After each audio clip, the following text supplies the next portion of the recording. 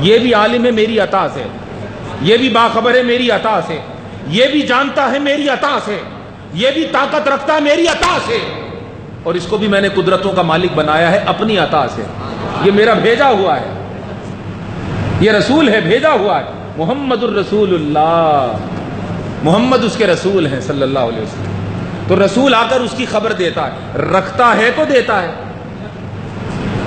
رکھتا ہے تو دیتا ہے، اور چونکہ آخری نبی ہے لہذا فقط ایک مرتبہ خبر نہ دے گا، کیونکہ اب ہمیشہ کے لیے یہی رسول ہے، اس کے بعد کسی نے نہیں آنا، لہذا 1450 برسوں سے یہ اللہ کے ہونے کی خبر دیتا رہا، آج بھی دے رہا ہے اور قیامت تک دیتا رہے گا،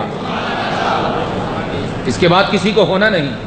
تو ہر زمانے میں جو بھی کلمہ پڑھے گا محمد الرسول اللہ ہی کہے گا، یہی کہے گا، کلمہ تو یہی ہے۔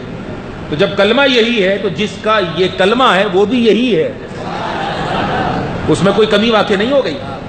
یعنی ابو بکر کے لیے اور رسول تھا، اور آج جو کلمہ پڑھے اس کے لیے اور رسول ہو نہیں، کلمہ جب ایک ہے تو جس کا کلمہ ہے وہ بھی ایک ہے، اس میں بھی کوئی کمی واقع نہیں ہوئی، بلکہ اس کے لیے تو فرما رفعنا لک ذکرک، تیری عظمت کو بڑھا رہا ہوں، تیری شان کو بڑھا رہا ہوں، تیرے ذکر کو بلند کر رہا ہوں، تیری عظمت کو اور نمایاں کر رہا ہوں۔ تو جب سے یہ آیا ہے اس وقت سے یہ چھایا ہے، اور آج بھی چھایا ہے اور ہمیشہ چھایا رہے گا، کبھی اس کی شان میں کمی نہ دیکھو گے، ہمیشہ اضافہ ہی اضافہ ہوگا، کیونکہ اللہ کا بھیجا ہوا ہے۔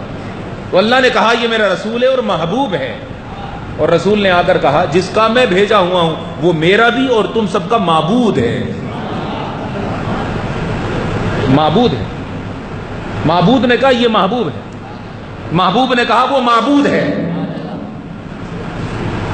معبود جس کی عبادت کی جائے، محبوب جس پر ہر وقت توجہ رکھی جائے۔ محبوب نے کہا وہ معبود ہے میرا بھی سب کا بھی، معبود نے کہا یہ معبود ہے میرا بھی سب کا بھی، اور جو میرے ہیں ان کا بھی۔ تو وہ معبود ٹھہرا، لا الہ الا اللہ یہ معبود ہے، محمد الرسول یہ محبوب ہے۔ تو کلمے میں دو ہی ذکر ہیں، یا تو معبود کا یا محبوب کا۔ اب محبوب کہتا ہے اس کی عبادت کرو، محبوب کہتا ہے اس کی عبادت کرو، جو جو محبوب ہیں وہ کرنے لگ جاتے ہیں،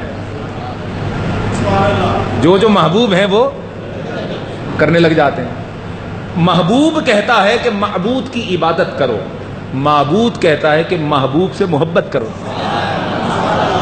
سبحان اللہ۔ معبود کا پیغام کیا کہ میرے محبوب سے محبت ہونا چاہیے، اور محبوب کا پیغام کیا کہ معبود کی عبادت ہونا چاہیے۔ تو پوری امت کا اس بات پر اتفاق ہے کہ عبادت ہمیشہ رب کی رہے گی، محبت ہمیشہ حضور سے رہے گی، اور حضور کی محبت ہی کو اللہ نے اپنی محبت کہا، حضور کی نسبت کو اپنی محبت کہا، حضور کی غلامی کو اپنی محبت کہا، حضور کی اتباع کو اپنی محبت کہا، حضور کی خدمت کو اپنی محبت کہا، حضور کی نوکری کو اپنی محبت کہا۔ محبت حضور کی رہے گی، عبادت اللہ کی رہے گی، اور عبادت کروا رہے ہیں حضور، محبت کروا رہا ہے رب، نہ حضور ہاریں گے نہ رب ہارے گا، رب کا ارادہ بھی پورا رہے گا اور حضور کی منشا بھی پوری ہوگی۔ حضور کی منشا یہ ہے کہ ہر طرف رب کی عبادت ہو جائے، اور رب کا ارادہ یہ ہے کہ ہر طرف حضور کی محبت کی عظمت بلند ہو جائے۔ نہ رب ناکام ہوگا نہ حضور ناکام ہوں گے، دھرتی پر جب تک غلامان مصطفیٰ ہیں رب کی عبادت بھی ہوتی رہے گی، اور دھرتی پر جب تک بندگان خدا ہیں حضور سے محبت بھی ہوتی رہے گی۔